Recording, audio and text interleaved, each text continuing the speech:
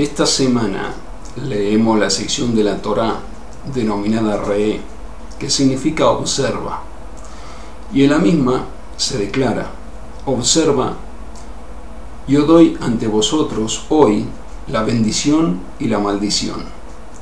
La bendición será si obedecéis los preceptos del Eterno vuestro Dios, que yo os ordeno hoy, y la maldición si no obedecéis los preceptos del Eterno vuestro Dios y os descarriáis del sendero que os ordeno hoy para ir tras otros dioses que no conocisteis. Esto está escrito en Deuteronomio capítulo 11, versículos 26 y 27. Se nos indica cómo apegarnos a la bendición yendo por el camino del Eterno, y si nos descarriamos, ¿qué ocurrirá yendo tras otros dioses? Es una enseñanza fundamental para conseguir el bien, que el Eterno esté con nosotros y nos proteja. Uno de los mensajes fundamentales que se nos enseña en toda la Torá es el de no cometer actos de idolatría. Eso equivale a toda la Torá. Ir con otros dioses es cometer un acto de idolatría. Y si uno hace eso, uno va y adora otros dioses, otras deidades, objetos inanimados, inertes, o a la luna o al sol, que son objetos limitados, materiales, no tienen el poder de hacer nada por ellos mismos, necesitan recibir la fuerza del Eterno para actuar. La luna ni siquiera posee luz propia, recibe la luz del sol. ¿Cómo podemos adorar a la luna y creer que nos va a ayudar? Tiene una energía, pero esa energía no es de ella, la recibe del sol, y el sol la recibe del Eterno. Todos se preguntaron cómo se generó el primer momento en que el mundo tuvo vida, el momento en que todo comenzó a girar, pues un ente inanimado no puede poner en movimiento nada. Para mover algo se necesita ejercer una fuerza, y si no había nada en movimiento, ¿cómo es posible que existió el primer giro del mundo, o de los planetas, o de los cuerpos celestes? Eso lo dedujo Abraham observando la realidad. Y nosotros debemos aprender de Abraham a ir tras el único Dios que es espiritual y tiene la capacidad de poner en movimiento los objetos, los planetas, las constelaciones, los sistemas. Un ente físico jamás podría poner en movimiento nada. Por ejemplo, el sol, la luna. ¿De dónde ellos sacan la energía para moverse a sí mismos y después poner en movimiento a otro ente?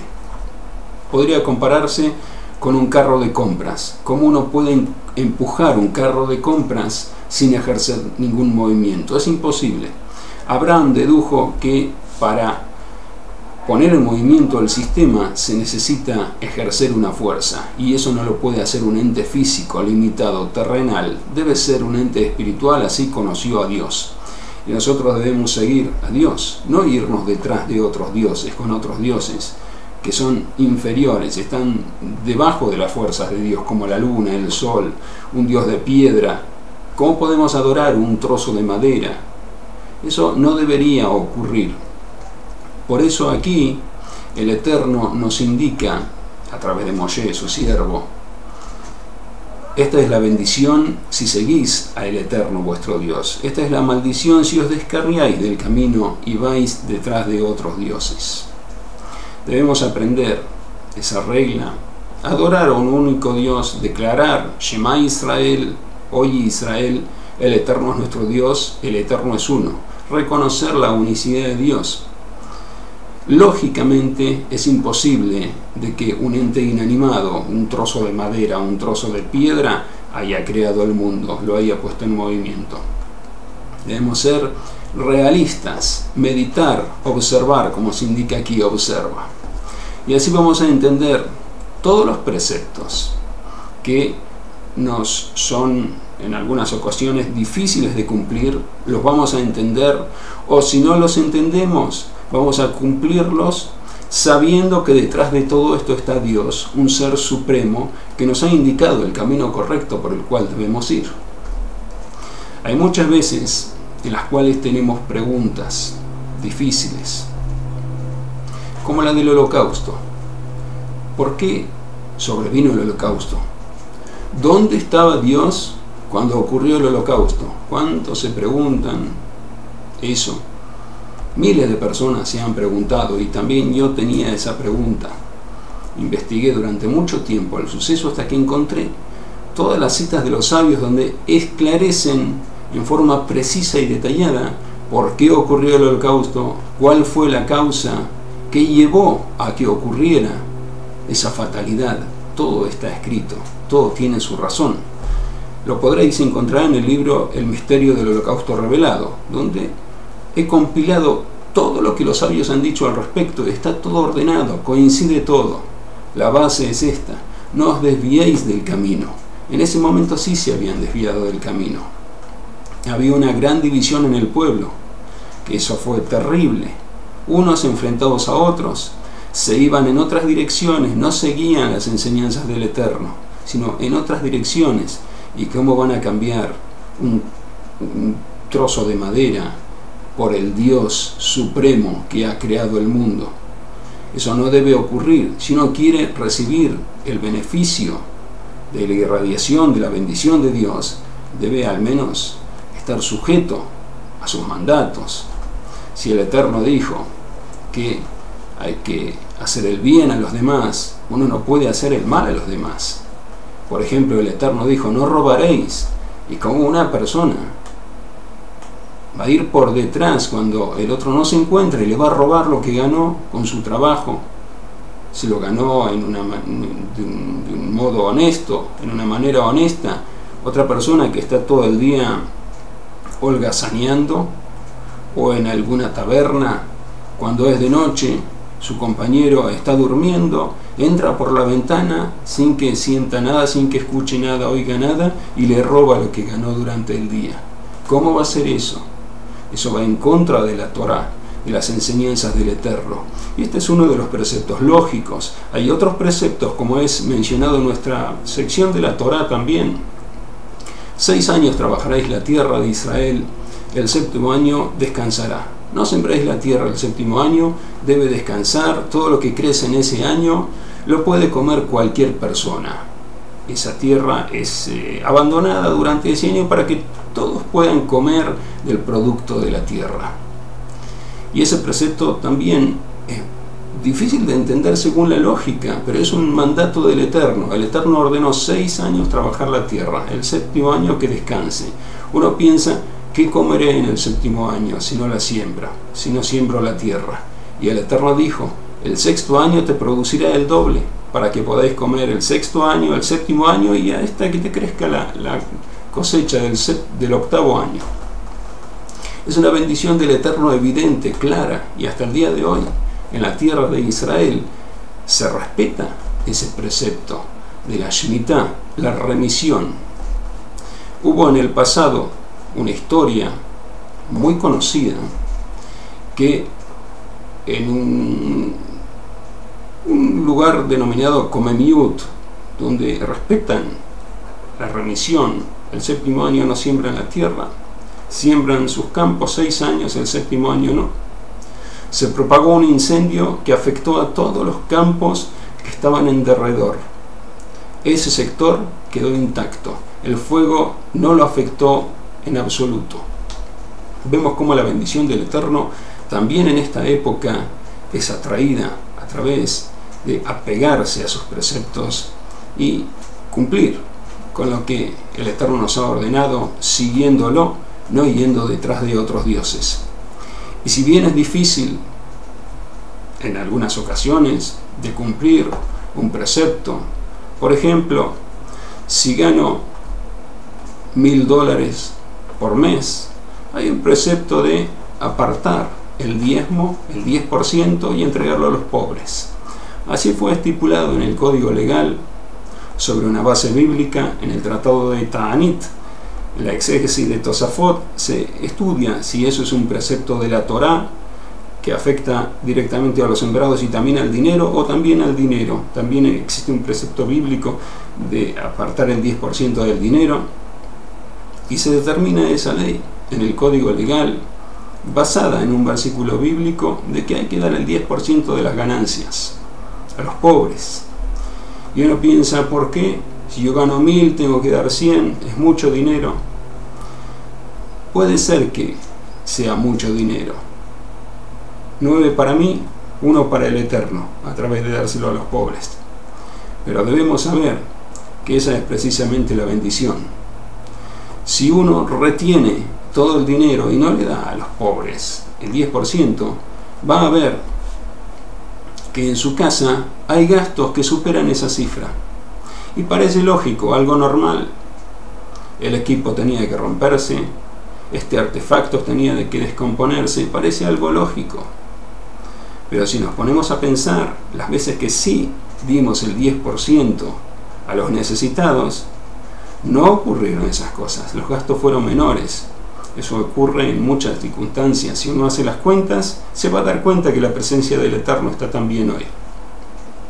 Y si bien es difícil, en muchas ocasiones, como hemos dicho, uno gana 1000, dar 100, a veces es difícil. Hay gente que dice, no, es muy fácil, gano 10, 1 para el Eterno, no hay problema, incluso más, le doy 2, de cada 10, 2 para el Eterno. Quiero hacer más, quiero dar más, da 2, hay gente así. Hay otros que les cuesta mucho, como hemos dicho. Debemos saber que si bien nos cuesta cumplir en algunas ocasiones algún precepto, hay un gran pago estipulado para el futuro que ahora no lo vemos, pero debemos creer en él como creyó el patriarca Abraham, después de deducir lógicamente que existe un Dios. No podemos realizar conjeturas hipotéticas sin ninguna prueba. El patriarca Abraham observó. ¿Cuál es la realidad? Es imposible que la luna sea el creador, porque de noche sale, de día desaparece, sale el sol tampoco puede ser el creador del mundo, porque de día ejerce dominio, pero de noche no. Vio que hay un ser espiritual, somos seres pensantes, debemos deducir, pensar, extraer conclusiones. Y si extraemos esas conclusiones de que existe un Dios espiritual, debemos analizar si el creador ese que existe en el mundo es bueno porque creó, nos da vida, nos concede vida, todos los bienes que encontramos, que hallamos a nuestro alrededor, es un Dios bueno. Si es un Dios bueno, nos tiene que haber dado una guía para regir nuestras vidas. Y esa guía, ¿dónde está? Sabemos que existe la Torá, y todos reconocen que la Torá es la guía de vida. Todas las religiones monoteístas se han basado en la Torá, han modificado ciertas partes, adecuado para hacer una nueva religión, pero la base es la misma. Todos se basan en la Torá, la reconocen a esa base. Por eso, por tal razón, ¿por qué desviarse? Si todos reconocen que es la guía, ¿cómo el Eterno va a permitir que todo el mundo se equivoque? El mundo que Él creó sería ilógico. Quiere decir que la guía está bien, si no tendría que darnos una señal el Eterno. No puede ser que la guía esté oculta, reservada a alguna persona específica, oculta para que nadie la pueda utilizar. Es lógico que nos entregue la guía de vida para poder regir nuestras vidas de acuerdo a ese plan. Y esa es la Torá, sabemos, todos lo reconocen, quienes siguen a un Dios o cualquier religión monoteísta, como hemos dicho, está basada en eso, se basan en la Biblia, o sea que no hay duda cuál es la verdad. ¿Qué falta? Falta un pequeño empujón para cumplir los preceptos, para pegarse, lo que está escrito ahí, cumplirlo. Si uno gana 100, hay que dar 10.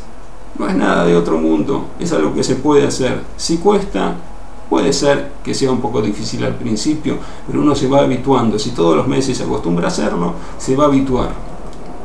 Lo mismo ocurre con los otros preceptos. Robar, está mal robar, pero hay gente que tiene la tentación, no se puede controlar, sabe que le va a ir mal, que si lo prenden puede ir a la cárcel, pero no se abstienen de hacer eso, le quitan a los demás lo que han ganado honestamente. Y eso se puede corregir.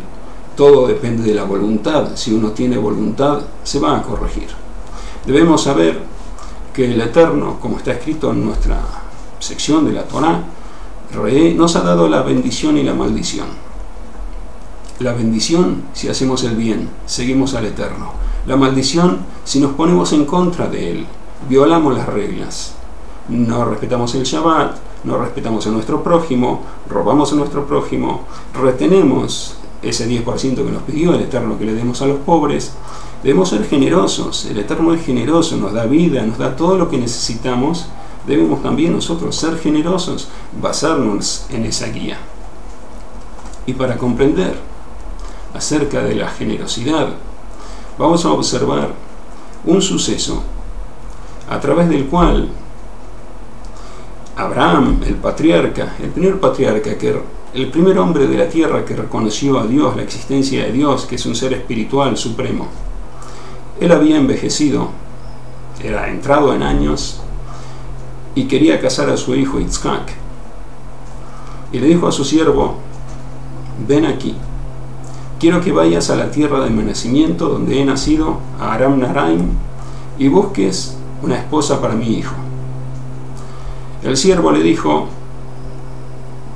patrón, maestro, era su maestro también, si ella no quiere venir, ¿llevo a tu hijo allí? Abraham le dijo: de ninguna manera, el Eterno me ha dado esta tierra, la tierra de Israel, yo quiero que ella venga aquí. El Eterno te va a enviar un ángel para que te ayude, para que te guíe, si no, tú estás liberado de este juramento. Lo hizo jurar. Y el siervo de Abraham fue a Aram Naharaim a buscar una esposa para el hijo de su patrón, de su maestro Abraham, y puso una señal, pidió a Dios una señal. Dios, quiero que me des una señal de que esa es la mujer elegida. Si yo, cuando ahora es el atardecer, próximamente está por entrar el atardecer, las mujeres salen a extraer agua, las pastoras, si yo le digo a esa mujer, a esa pastora: inclina tu cántaro para que yo pueda beber agua, por favor, y ella me da de beber agua, y dice también: para tus camellos extraeré, que esa sea la elegida, que esa sea la señal de que esa es la mujer que has elegido para el hijo de mi amo, de Abraham. Y no terminó de hablar, y aquí que venía Rebeca. Vino Rebeca, y Eliezer, el siervo de Abraham, le dijo: inclina por favor tu cántaro para que yo pueda beber. Y ella inclinó su cántaro, le dio de beber, y dijo: también daré de beber a todos tus camellos. Y ahí, a través de ese acto de bondad, Eliezer, el siervo de Abraham, supo que era la mujer elegida para que sea la esposa del hijo de su patrón. Y así fue como encontró a la mujer adecuada, una mujer bondadosa. Lo importante es la bondad. En ese lugar había también otras religiones, creían en culto idólatra, pero eso es corregible. Una persona puede rectificarse. Las cualidades, eso es muy difícil de modificar. Si una persona es buena por dentro, tiene bondad, puede corregirse, dejar de servir a dioses de piedra, adorar a la luna, adorar al sol, puede arreglarse, puede rectificarse, tiene un buen corazón. Eso es lo que vio Eliezer. Tiene buen corazón, ven aquí, tú eres la elegida. Y la llevó, se casó Rebeca con Yitzhak, con el hijo de Abraham, por ser buena. Uno que tiene bondad, lo tiene todo, tiene la base. Debemos aprender a ser bondadosos. También un corazón que no es bondadoso, con trabajo se puede ablandar, como lo verificó el sabio Rabí Akiva, que vio cómo una gota de agua puede perforar a la piedra. Siendo persistentes, introduciendo mensajes de bondad, se puede perforar también un corazón duro y ablandarlo. Teniendo un buen corazón, uno tiene todo para ser una persona digna y honorable, seguir a Dios con todas sus fuerzas. Alguien que no tiene un buen corazón, por ejemplo aquel que roba, que ese seguro que no tiene un buen corazón, sino respeta lo de los demás, ese con trabajo también puede conseguirlo. Y si bien hemos dicho que es difícil en algunas ocasiones cumplir ciertos preceptos, como una persona que está habituada a robar, le es difícil controlarse. Ya se ha habituado, ya tiene ese hábito inculcado, introducido dentro de él, le es difícil. Uno que no es generoso, es avaro, no quiere dar de lo de él, es difícil dar el 10% a los pobres, pero se puede con trabajo. Y si bien es difícil, como hemos dicho, hay un suceso que se narró, los sabios por tradición lo han narrado de generación en generación, donde se explica cuál es el pago final a recibir. En el Midrash se explica acerca de los sabios de Jerusalén, de las personas que vivían en Jerusalén antes de la destrucción del templo sagrado, que eran muy sabias. Cuando alguien salía, le ponían una silla para que disertara en otros lugares, en otros pueblos. Eran consideradas personas muy sabias las que vivían en Jerusalén antes de la destrucción del templo. Y en el Midrash se citan varios sucesos, pero no este que voy a contar, que se transmitió de generación en generación, como he mencionado. Hay otros sucesos que en otra ocasión seguramente los vamos a mencionar, ahora voy a mencionar este. Había un hombre que era generoso, bondadoso, apegado al Eterno, cumplía los preceptos, y llegó el momento de decidir cómo haría heredar a su hijo. Él estaba próximo a partir del mundo. ¿Cómo haría heredar a su hijo sus posesiones? Y él dijo: quiero que mi hijo se lleve mis posesiones si es bondadoso. Si es bondadoso, que herede lo que yo le dejo. Y decidió ponerlo a prueba. Le dijo al hijo: te digo una señal, sabes, si yo muero, tú ve a tal persona en un lugar determinado que él le dijo. Llegó ese día en que el padre murió y el hijo fue a ese lugar que conocía, buscó al hombre, y el hombre estaba con unas bolsas que tenía que llevar, y le dijo: mira, ahora tengo que salir, tengo que cruzar la montaña, si vuelves en otro momento te voy a poder atender. El hijo de este hombre que había muerto vio que este señor cargaba unas bolsas bastante pesadas aparentemente. Dijo: señor, prefiero ayudarlo, si usted va a cruzar la montaña, yo estoy aquí de todos modos, prefiero ayudarlo. Y le dijo: está bien, como tú quieras. Cogió 2 bolsas, había otras bolsas también ahí. El hijo de este hombre que había fallecido cogió un par de bolsas y comenzó el camino. El hombre en mitad de camino le dijo: si estás cansado puedes dejar, yo puedo arreglarme solo. Él dijo: no. Pero comenzó a sentir el peso de esas bolsas en la mitad de camino y él dudaba. El hombre le dijo: ¿quieres dejar? Yo sigo solo, tú vuelves en otro momento. No, voy con usted, maestro. Siguió y respiraba con dificultad, fastidioso, pues era difícil llevar algo que no era de él varios kilómetros cruzando la montaña. Cuando tuvieron que subir esos caminos estrechos era difícil, pero siguió. Era una cuesta bastante difícil de cruzar. Él siguió molesto, ya estaba bastante molesto, pero siguió, y respirando en forma entrecortada. Cuando llegaron finalmente a destino, el hombre le dijo: ¿estáis cansados? Sí, estoy un poco cansado, pero está bien. Fue difícil traer esas bolsas y un poco pesadas, pero está bien.